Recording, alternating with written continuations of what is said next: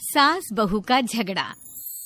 अनामिका की सास पुष्पा अपनी बहू को कुछ खास पसंद नहीं करती थी और इसीलिए दोनों सास बहू में आए दिन झगड़ा होता रहता था। सास बहू के झगड़े के चक्कर में अनामिका के पति मोहित की जिंदगी मुश्किल में पड़ गई थी। बेचारा बार बार माँ और बीवी के झगड़े को सुलझाता ही रहता था, लेकिन दोनों समझने का नाम नहीं लेती थी। वैसे तो सब कुछ ठीक ठाक चल रहा था, लेकिन एक दिन अनामिका और पुष्पा के अंदर जोरदार झगड़ा हुआ और बात कुछ इस तरह थी। बहू, मैंने तुम्हें कल अपनी एक साड़ी धोने के लिए दी थी। हाँ मम्मी जी, वो साड़ी धोकर मैंने आपकी अलमारी में रख दी है। उसी की बात कर रही हूँ मैं। जरा देख तो, इस साड़ी को देखकर किसी भी तरह से लगता है ये धुली हुई है। अरे मम्मी जी, मैंने आपकी साड़ी वॉशिंग मशीन में अच्छे से धोकर सुखाकर आपकी अलमारी में तह बनाकर रखी थी। आपके तो नखरे खत्म ही नहीं होते। अरे कैसे बात कर रही है मुझसे? मेरे नखरे? अरे मोहित, जरा ये देख तो, ये साड़ी धुली हुई लग रही है क्या? अरे मम्मी, जब अनामिका कह रही है कि उसने साड़ी धोई थी तो मान लो ना। हर बात पर झगड़ा करना जरूरी है क्या? क्या है ना मोहित, तुम्हारी माँ को तो मेरे हर काम में नुस्ख निकालने की आदत पड़ गई है। जब तक दो चार खरी खोटी सुना नहीं लेती ना, इनका दिन नहीं निकलता। अरे चुप कर, बहू होकर मुझे जवाब देती हो। एक तो गंदे कपड़े उठाकर अलमारी में रख दिए, ऊपर से कैंची की तरह कचर कचर बोली जा रही हो। अरे मम्मी जी, आपको समझ में नहीं आता क्या? मैंने साड़ी धो कर रखी थी। तो फिर इतनी गंदी क्यों लग रही है? अब मुझे क्या पता मम्मी जी, आप इस पर इस तरह तेल और घी की चिकनाई के दाग लगाकर लाएंगी तो ये मेरी जिम्मेदारी थोड़ी ना है। अरे तो हाथ से धोना चाहिए था ना। मैं आपकी बहू हूँ, नौकरानी नहीं जो एक कपड़ा रगड़ रगड़ कर हाथ से धो दूंगी। आपको पहननी है तो पहनिए, नहीं तो रख दीजिए। तुझे तो मैं अच्छी तरह बताऊंगी, मुझे जवाब देती है। एक दिन सुबह के वक्त, अरे अनामिका, मेरी व्हाइट शर्ट कहाँ है? आज ऑफिस में बहुत बड़ा प्रेजेंटेशन है और मुझे वो व्हाइट शर्ट पहन कर जाना है। मुझे पता है, आपने मुझे 2 दिन पहले ही बता दिया था और आपकी शर्ट मैंने धोकर अच्छी तरह आयरन करके अलमारी में लगा दी है। जाइए वहाँ से ले लीजिए। अनामिका, ये तुमने क्या किया? ये देखो, शर्ट पर लिपस्टिक का दाग लगा हुआ है और ये तो एक जगह से जल भी गई है। नहीं नहीं मोहित, ऐसा नहीं हो सकता। मैंने तो तुम्हारी शर्ट ठीक से इस्त्री करके अलमारी में लगाई थी।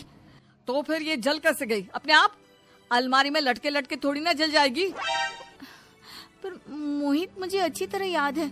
देखो, अपनी गलती को छुपाने की कोशिश मत करो। और अगर शर्ट जल भी गई थी तो तुम्हें पहले बताना चाहिए था ना। मैं नई शर्ट लेकर आ जाता। अब ऐन वक्त पर शर्ट कहाँ से लेकर आऊं? मेरा इतना इम्पोर्टेंट प्रेजेंटेशन था, सब खराब हो जाएगा। अरे बेटा, क्यों परेशान होता है? ये देख, मैंने तेरे लिए पहले से ही एक नई व्हाइट शर्ट ला कर रखी है। लेकिन मम्मी, आप मेरे लिए व्हाइट शर्ट क्यों लेकर आई? अरे मुझे पता था तेरा प्रेजेंटेशन होने वाला है और अपनी इस बहू पर तो मुझे बिल्कुल भी भरोसा नहीं। क्या पता मेरी साड़ी की तरह तेरी शर्ट भी गंदी करके रख देती। और देख, वही हुआ ना। बेटा, सारी टेंशन छोड़ और ये नई शर्ट पहन कर जा। थैंक यू मम्मी, आज तो आपने बचा लिया मुझे। कुछ दिनों के बाद, अरे अनामिका, जानती हो, ऑफिस में मेरा जो दोस्त है ना अमर, आज उसका बर्थडे है और उसे तुम्हारे हाथ का चॉकलेट केक बहुत पसंद है। थोड़ा सा बनाकर टिफिन में रख दो ना प्लीज। हाँ हाँ, क्यों नहीं, मैं बहुत अच्छा केक बनाकर आपके दोस्त के लिए रख दूंगी। तुम्हारे हाथ का खाना खाकर तो वैसे ही मेरे ऑफिस के सारे लोग इतनी तारीफ करते हैं, क्या बताऊं। प्लीज एक अच्छा सा केक और बना दो, मेरी तो ऑफिस में शान बढ़ जाएगी। अनामिका केक बनाने के लिए रख देती है। पुष्पा चुपचाप जाकर उस पे ढेर सारा नमक डाल देती है। देख अमर, तेरी भाभी ने तेरे लिए चॉकलेट केक बनाकर भेजा है, तुझे बहुत पसंद है ना? यार, तू बहुत किस्मत वाला है, भाभी इतना अच्छा खाना बनाती है और साथ में केक भी। वैसे भाभी को थैंक यू बोलना। थैंक यू बाद में, पहले तो ये केक खा कर देख। बहुत मेहनत से बनाया है अनामिका ने।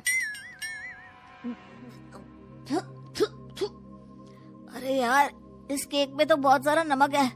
लगता है भाभी ने शक्कर की जगह खूब सारा नमक डाल दिया है। अरे मोहित, तू तो अपनी बीवी की कुकिंग की बहुत तारीफ करता फिरता है। जरा पूछना अपनी बीवी से, केक में नमक कब से डलने लग गया। क्या यार, तुझे भी मेरा ही जन्मदिन मिला था बिगाड़ने के लिए। केक नहीं लाना था तो मत लाता, कम से कम मुझे इस तरह नमक वाला केक तो नहीं खिलाता। अरे नहीं यार, अनामिका ऐसा नहीं कर सकती, जरूर कुछ गड़बड़ हुई होगी। घर जाने के बाद, अनामिका, अगर तुम्हारा केक बनाने का मन नहीं था तो ना बनाती, लेकिन मेरी बेइज्जती करवाने की क्या जरूरत थी? अरे आपकी बेइज्जती, ये आप क्या कह रहे हैं? मैंने तो सुबह आपको इतने अच्छे तरीके से केक बना कर दिया था। हाँ, लेकिन उसमें इतना सारा नमक डाल दिया था कि आज ऑफिस में मेरा अच्छा खासा मजाक बना है। मेरे सारे दोस्त हंस रहे थे मुझ पर। अरे बेटा, मैंने तो तुझे पहले ही समझाने की कोशिश की थी।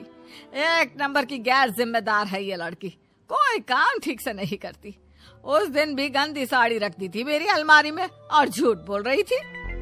कुछ दिनों के बाद, अनामिका देखो, मैंने अपना लैपटॉप चार्जिंग पर लगाया है, उसे अच्छी तरह चार्ज होने देना। मेरी एक अर्जेंट मीटिंग है, प्लीज बीच में से हटाना मत।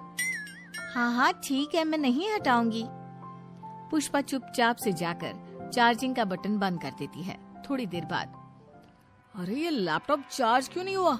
और ये बटन किसने ऑफ कर दिया? अनामिका, इधर आओ। क्या हुआ? क्यों चिल्ला रहे इतना? अनामिका, मैंने तुमसे कहा था ना, मेरा लैपटॉप चार्जिंग पर लगा हुआ है, मेरी अर्जेंट मीटिंग है। तुमने इसका स्विच ऑफ क्यों कर दिया? अरे मैंने ऐसा कुछ नहीं किया, मैं क्यों स्विच ऑफ करूंगी? कुछ दिनों से देख रहा हूँ अनामिका, तुम मेरा हर काम बिगाड़ देती हो। देखो, ये अच्छी आदत नहीं। कम से कम तुम्हें इस बात का तो ध्यान रखना चाहिए था कि मेरी कितनी इम्पोर्टेंट मीटिंग थी। अब क्या करूंगा मैं? आई एम सॉरी मोहित, लेकिन सच में मैंने जानबूझकर कुछ नहीं किया। अगर जानबूझकर नहीं किया तो क्या सब कुछ अपने आप हो जाता है? कभी मेरी शर्ट जल जाती है, कभी केक में नमक डल जाता है। आप मेरी बात क्यों नहीं सुनते? मैंने जानबूझकर कुछ नहीं किया। फिर से वही बात। अरे कितनी बार तुम्हें समझा चुका हूँ, इस तरह मेरा काम बार बार मत बिगाड़ा करो। तुम जानती हो मुझे कितनी प्रॉब्लम होती है। ऑफिस में तो पहले ही बेइज्जती करा चुकी हो, और अब ये मीटिंग, ये भी मेरे हाथ से निकल गई। अनामिका की समझ में कुछ नहीं आता कि आखिर उसके साथ ये सब क्या हो रहा था और क्यों हो रहा था। फिर कुछ दिनों के बाद मोहित अपने ऑफिस से कुछ फाइल लेकर घर आता है। अनामिका, ये कुछ फाइलें हैं, इन्हें संभाल कर रख दो, और प्लीज इस बार ध्यान से, कोई गड़बड़ी नहीं होनी चाहिए। नहीं मोहित, कोई गड़बड़ी नहीं होगी। मैं सारी फाइल्स अलमारी में लॉक करके रखूंगी और चाबी अपने पास रखूंगी। अनामिका, जरा अलमारी की चाबी तो देना। क्यों मम्मी जी, आपको क्या काम है? उसमें मोहित की जरूरी फाइल रखी है और मैं नहीं चाहती कि इस बार कोई भी गड़बड़ हो।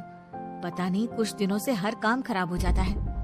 अरे मुझे उसमें से पैसे निकालने हैं और उसके बाद ले लेना अपनी चाबी। मैं खा नहीं जाऊंगी तुम्हारे पति की फाइल। अनामिका को अपनी सास पर शक होता है। चाबी देने के बाद वो चुपचाप छुपकर अपनी सास की हरकत देखती है। ये फाइलें उठाकर डस्टबिन में डाल देती हूँ, फिर देखना कैसे मोहित इसकी खबर लेगा। इस बार तो छोड़ेगा नहीं इसे। वैसे भी पहले मैंने जो कुछ भी किया है उसकी वजह से अच्छी खासी डांट पड़ी है, मजा आ जाएगा। अच्छा, तो ये बात है। सारा काम मम्मी जी बिगाड़ देती है, वो भी इसलिए क्योंकि मेरा उनसे झगड़ा हो गया है। सास के जाने के बाद अनामिका मोहित को बुलाकर लाती है। क्या हुआ अनामिका, क्या दिखाना है? ये देखिए, आपकी फाइल डस्टबिन में पड़ी हुई है। इसीलिए तो कहा था संभाल कर रखना, और तुमने उठाकर ये फाइल डस्टबिन में डाल दी।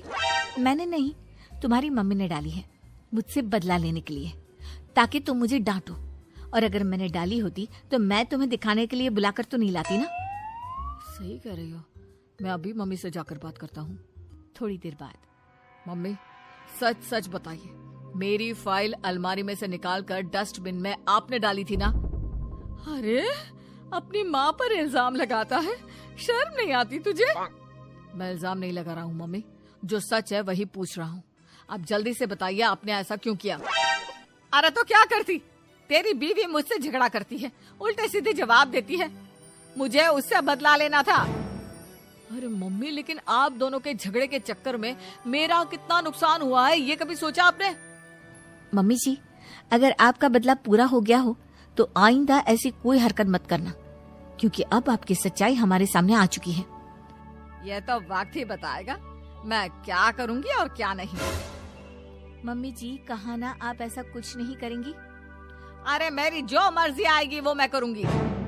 मेरा सर घूम रहा है। सास बहू के झगड़े में मेरी जिंदगी का तो कचरा हो गया है, कचरा।